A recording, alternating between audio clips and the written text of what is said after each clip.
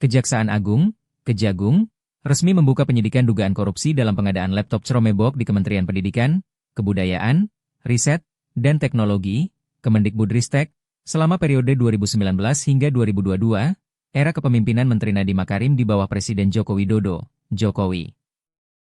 Dengan anggaran mencapai 9,9 triliun rupiah, kasus ini memicu gejolak publik dan memunculkan pertanyaan tentang integritas program digitalisasi pendidikan. Penyelidikan yang melibatkan penggeledahan dan pemeriksaan 28 saksi ini membuka kemungkinan pemeriksaan terhadap Nadiem Makarim, sekaligus menyoroti potensi maladministrasi di era pemerintahan sebelumnya. Bagaimana fakta di balik kasus ini? Dan apakah ini bagian dari upaya pembersihan atau alat politik? Awal penyelidikan dan skala kasus. Penyelidikan dimulai sejak 20 Mei 2025, ketika Kejagung menaikkan status kasus dari penyelidikan ke penyidikan berdasarkan laporan masyarakat dan temuan awal. Proyek pengadaan Chromebook, yang bertujuan mendukung digitalisasi pendidikan melalui asesmen kompetensi minimum, AKM, mengalokasikan 3,58 triliun rupiah dari APBN dan 6,39 triliun rupiah dari dana alokasi khusus, DA.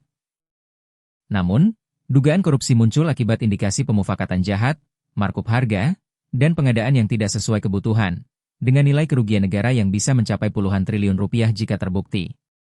Pada 21 Mei 2025, penyidik Jaksa Agung Muda Bidang Tindak Pidana Khusus, Jampitsus, menggeledah 2 apartemen milik mantan staf khusus Nadiem, Fiona Handayani, FH, dan Juristan, JT, di Jakarta Selatan. Penggeledahan menghasilkan penyitaan 24 barang bukti, termasuk dokumen, laptop, dan ponsel. Hingga 28 Mei 2025, 28 saksi telah diperiksa, termasuk FH dan JT, yang diduga terlibat dalam proses pengambilan keputusan proyek ini. Kejagung membuka peluang untuk memanggil Nadiem jika diperlukan, meskipun ia belum masuk daftar pencarian orang, DPO, sebagaimana dibantah pada 2 Juni 2025. Modus dugaan korupsi. Temuan awal menunjukkan adanya manipulasi dalam kajian teknis. Pada 2018 hingga 2019, uji coba 1000 unit Chromebook oleh Pusat Teknologi Informasi dan Komunikasi Pendidikan, Pustekom, menyimpulkan bahwa perangkat ini tidak efektif karena infrastruktur internet Indonesia yang belum merata, merekomendasikan penggunaan sistem operasi Windows. Namun, tim teknis di Kemendikbudristek diduga mengganti kajian tersebut dengan analisis baru yang mengunggulkan Chromebook, meskipun tanpa dasar kebutuhan nyata. Harga per unit, yang semula 1,7 juta rupiah, diduga dimarkup hingga 10 juta rupiah, dengan total 1 juta unit dibeli, menimbulkan dugaan penggelembungan anggaran. Koordinator Nasional Jaringan Pemantau Pendidikan Indonesia, JPPI, Ubaid Matraji, menyatakan bahwa kasus ini mencerminkan kegagalan pengawasan di sektor pendidikan, yang selama ini dikenal sebagai salah satu area paling korup di Indonesia. Anggota Komisi 3 DPR dari fraksi PKB, Abdullah, menambahkan bahwa korupsi ini tidak hanya merugikan keuangan negara, tetapi juga masa depan generasi muda, mengingat dampaknya pada kualitas pendidikan. Reaksi publik dan sentimen politik. Kasus ini memicu reaksi beragam di kalangan publik. Di platform X, banyak netizen menyuarakan kekecewaan, dengan komentar seperti, korupsi 9,9 triliun rupiah di pendidikan? Ini tamparan buat generasi muda. Dan, kenapa baru diusut sekarang, padahal era Jokowi?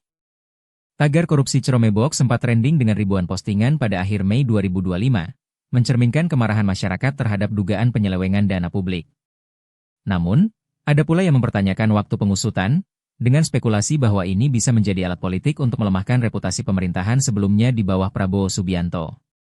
Pendukung Jokowi, seperti akun relawan Bara JP, berargumen bahwa kasus ini seharusnya dilihat sebagai upaya pembersihan, bukan serangan pribadi.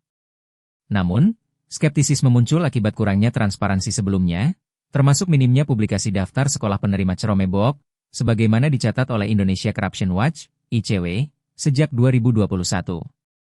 Hal ini memicu pertanyaan apakah kasus ini benar-benar akan diusut tuntas atau hanya menjadi narasi selektif.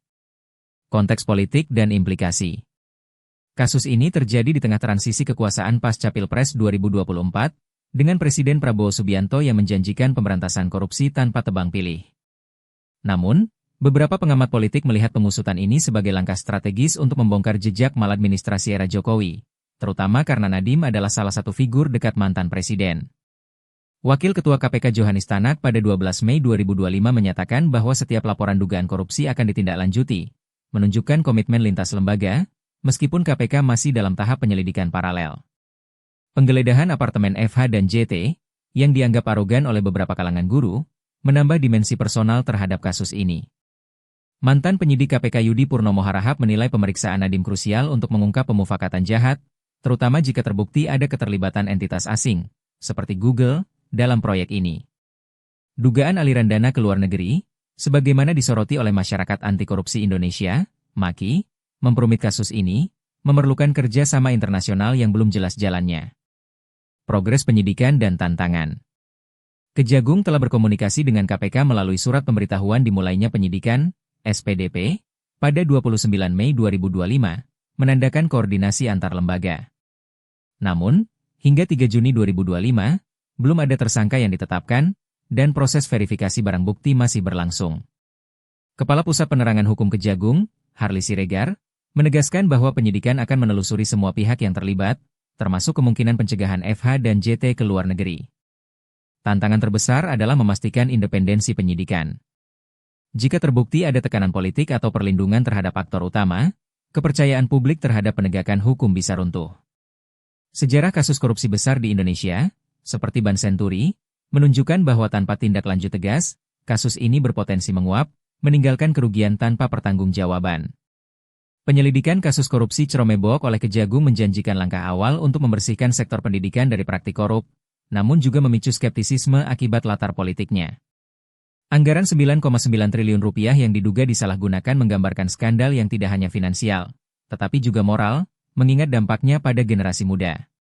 Publik menanti apakah Nadiem akan dipanggil, apakah entitas asing terlibat, dan apakah kasus ini akan menjadi tonggak pemberantasan korupsi atau sekadar drama politik.